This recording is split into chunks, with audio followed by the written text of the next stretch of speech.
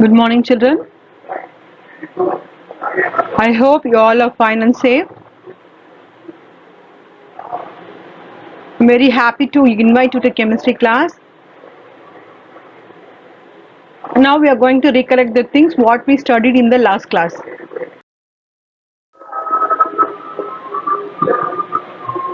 In our last class, we studied about three states of matter. What are they? They are solid, liquid, and gases. Next, intermolecular force. What is intermolecular force? The particles are held together in a matter.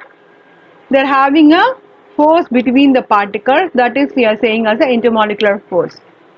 Next, intermolecular space. Intermolecular space is nothing but of when the particles are arranged in a matter, when these particles they have a space between that one we are saying as an intermolecular space. Next, the topics of we studied: volume, mass, density, compressibility, fluidity, thermal expansion in three states of matter, and interconversion of states. In this, the last one topic, interconversion of states only remaining. This thing we are going to discuss in the class.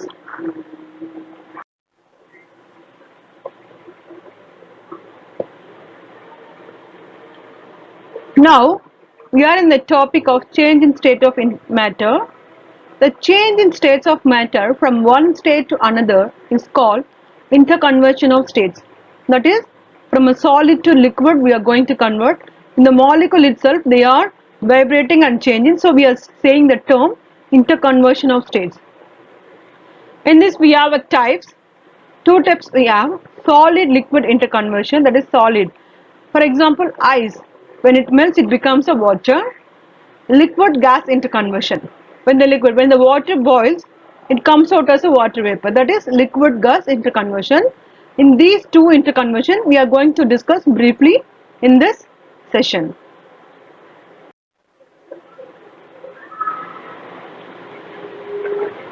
Now we are going to discuss solid liquid interconversion.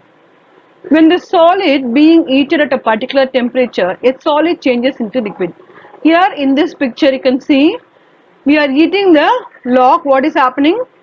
And the log is made up of solid, either it may be iron or else brass. So when we giving the temperature continuously, the solid is melting. So the temperature increases, the solid becomes a liquid. This temperature is called melting point of a solid. So whatever the temperature the solid is turning into liquid, that point we are saying as a melting point of that particular solid. The temperature which a solid melts is known as melting point. So the temperature which these solids are melting is melting point. For example, ice melts at 0 degrees Celsius and carbon at 3550 degrees Celsius. So depends upon the solid, they have a different temperature for the melting.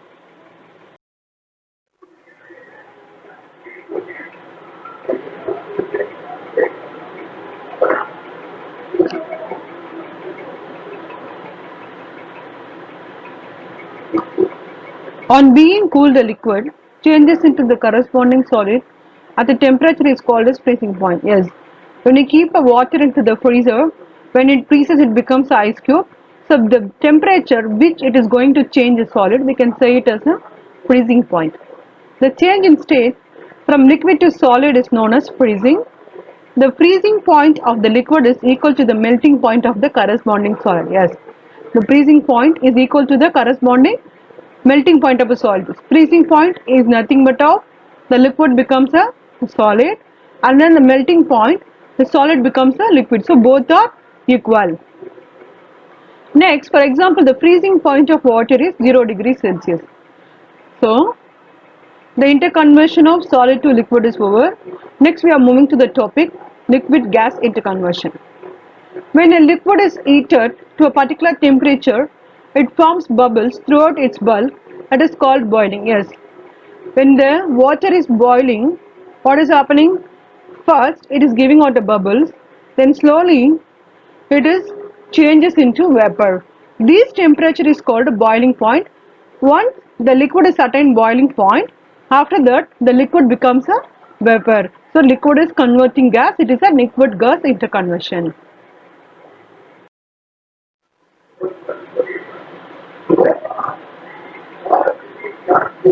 A substance will exist in the liquid state only below its boiling point. See here the molecules.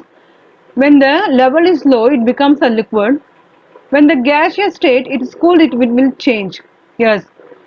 So when the temperature increases, the liquid particles move on to boiling and then it is converted into vapor. Again, the temperature is cooled down, the vapor is get converted into liquid.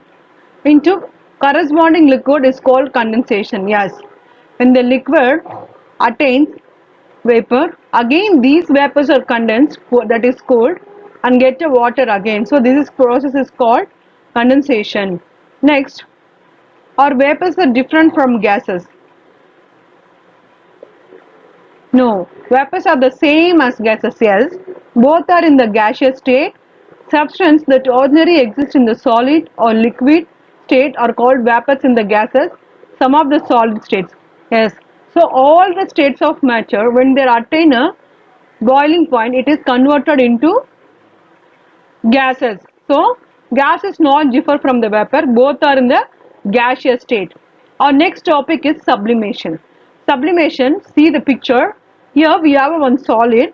In this solid, without converting into liquid, it has been vaporizing. The process, the sum of the solids without melting to give a liquid, then it becomes a vapor. That is, directly the solid changes into gas. The process we can say it as a sublimation. Example for this, the camphor and the naphthalene balls. So these two are directly converted into gases. So this process we can say it as a sublimation.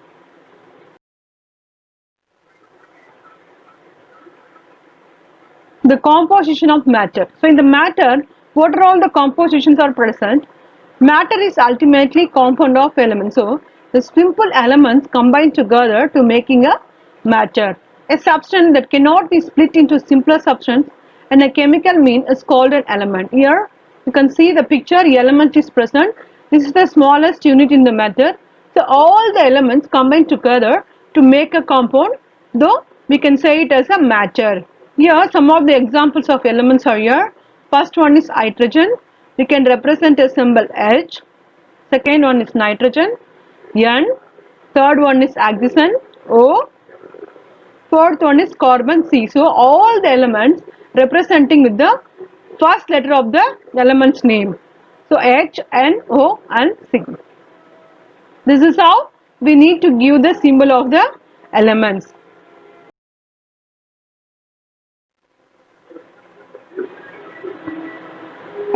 What is a compound? A substance that can be split into simpler substance by chemical mean is called compound. In the compound we can break through the chemical reaction. Example, water.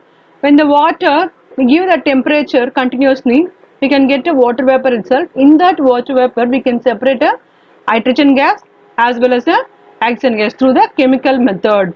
So the compound we can separate in the chemical method, but in the case of previously we studied element we cannot separate through the chemical method.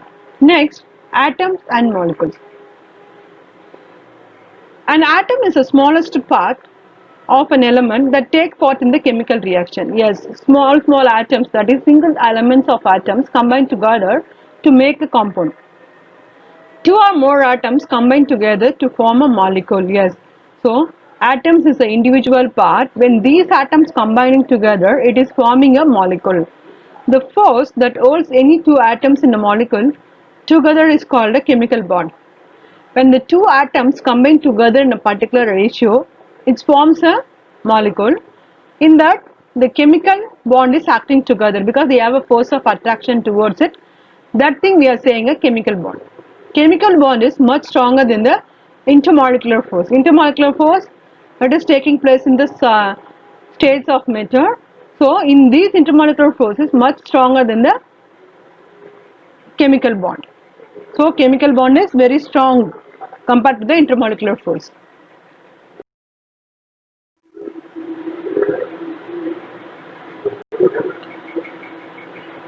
Now we are in the topic comparison of properties of three states of matter. Now we are going to compare three states of matter based on its property. First, volume and shape. In the solids, it has a definite shape and definite volume. In the liquid, shape of a container it takes and it has a definite volume. But in the case of gases, no definite shape and definite volume. Compressibility. Compressibility means reducing the size. We cannot compress the solids. Liquid also we cannot compress, but gas can be compressed easily. When the gases are compressed, we are getting a liquid. Flowing nature, that is particles. In this, solid cannot flow, but in the case of liquids and gases can be easily flow because it has the nature of these liquids and gases. Diffusion. Diffusion means mixing. It diffuses slowly. So when we mix with some other solids or liquids, it can mix slowly. Liquid is, we already know, most of the substance can dissolve in water, so obviously in the liquids also it diffuses very fast. Gases are very faster than the liquid for diffusing. Force of attraction between the particles. Force of attraction, that is intermolecular force. Intermolecular force is high in solids because it has a very rigid structure. Somehow it is less than liquids, very less in gases because the molecules are very loosely packed, so they are moving here and there. Intermolecular space. Intermolecular space is very less in solids because particles are closely packed, but in the case of liquids more, and then in the cases of gases it is very larger than the other two states of matters.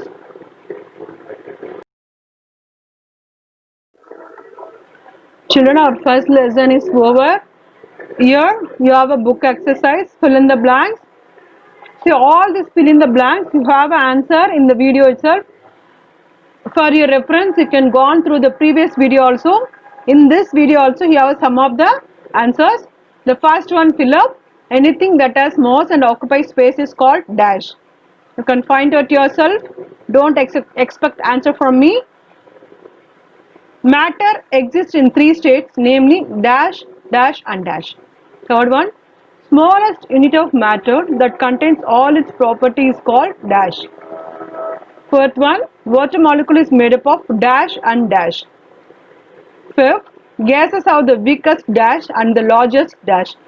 So, listen the lessons carefully, then you can write down the answers from your classwork. Since you don't have a book, that's why I am telling you to write in the classwork for your further reference. True or false? First one, only living things are made up of matter. Second, air does not have mass.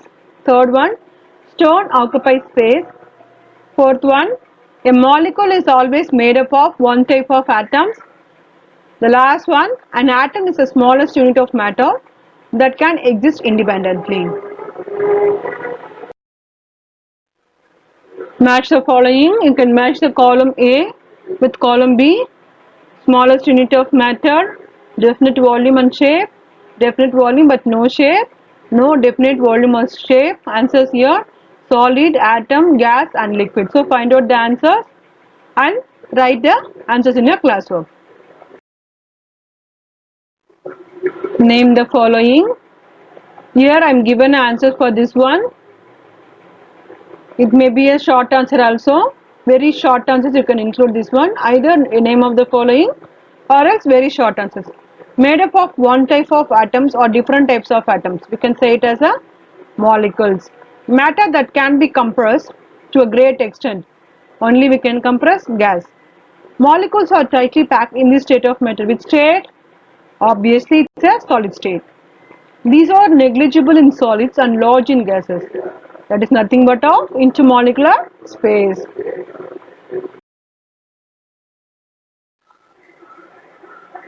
See, here you see a diagram. Based on this diagram, you have a question. First one, name the states of matter in ball and juice. So what is the state of matter in ball and juice? Give the type of intermolecular space present in ball and juice. So what type of intermolecular space is present in this ball and juice? Which one of the following has weak intermolecular force? So ball and juice, you can compare the states of matter and write which one has a weak intermolecular force.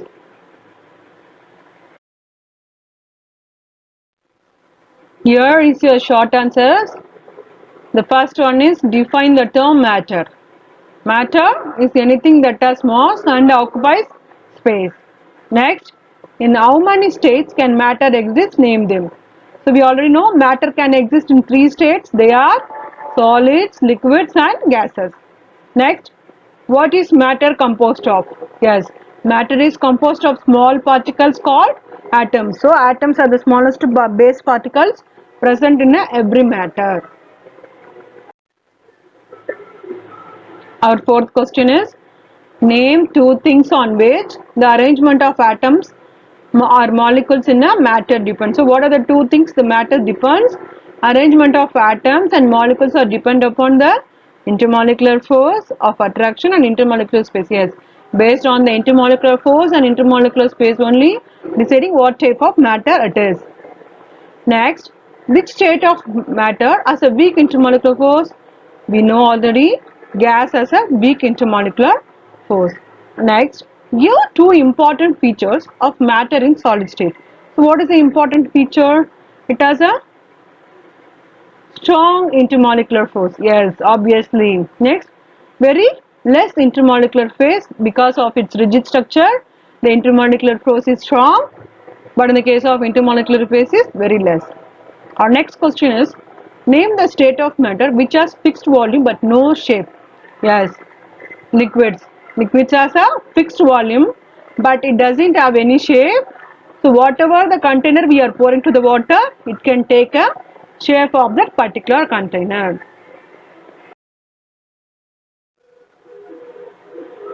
Our next type of question is answer in 1 or 2 sentences. Either we can call it as a brief answer or answer in 1 or 2 sentences. Here the first question is why is air considered to be matter? Why we are considering air as to be a matter? Gases have volume and has weight. Gases can compress to a large extent and diffuse very fast. Yes.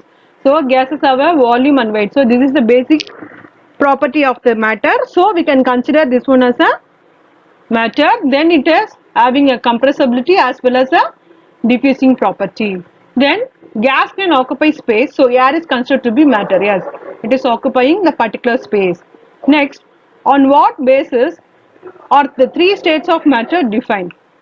So what are the basic things to define a matter? So all the 3 states of matters defined based on the intermolecular force, shape and size, compressibility.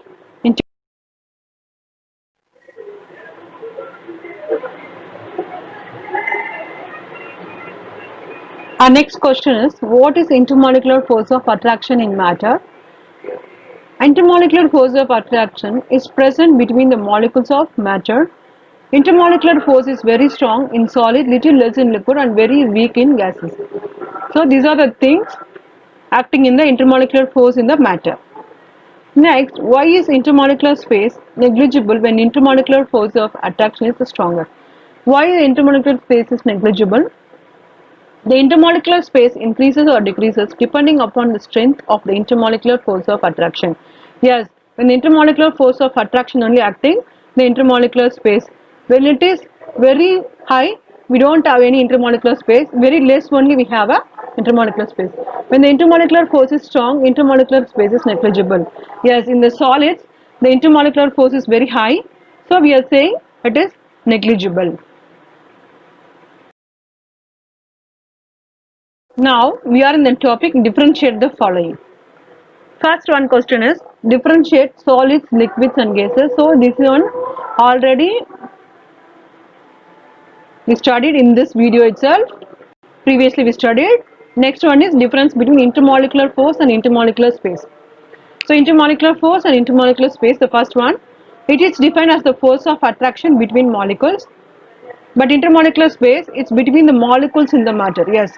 So it is force of attraction between the molecule, but it is between the molecules in the matter. So in the matter, so how much it has a space between it. So when the intermolecular force is maximum,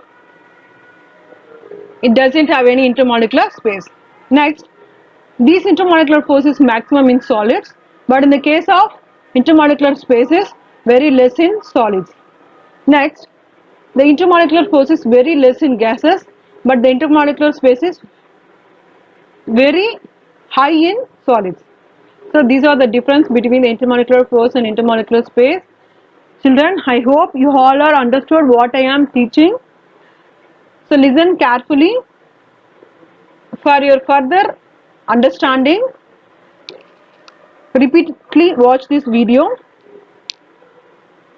and then start writing your classwork. Put the date, the day which you are receiving your video. Okay children, be safe, wash your hands oftenly, eat healthy food and have a nice sleep. Thank you children, have a wonderful day.